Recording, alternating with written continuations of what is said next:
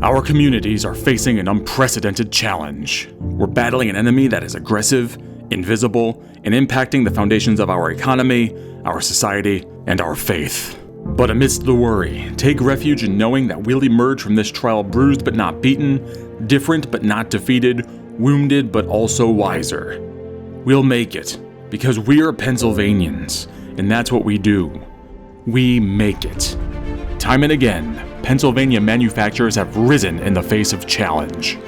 During the First World War, Pennsylvania firms produced more than half of the steel used by the Allies to defeat their aggressors, enough firepower to arm 2/3 of the American infantry, and all of the nation's bituminous and anthracite coal.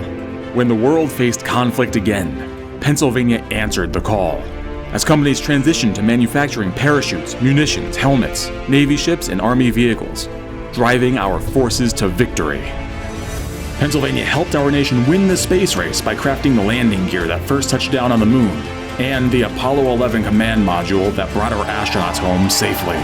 Today, Pennsylvania companies continue to lead the fight against COVID-19.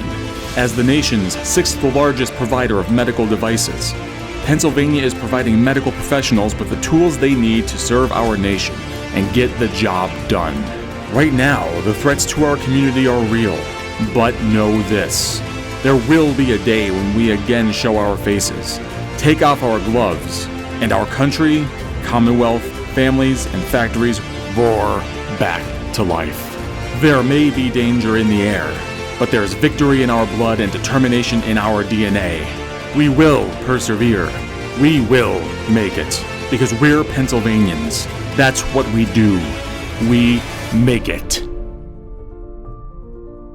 Brought to you by the Pennsylvania Statewide Industrial Resource Center Network.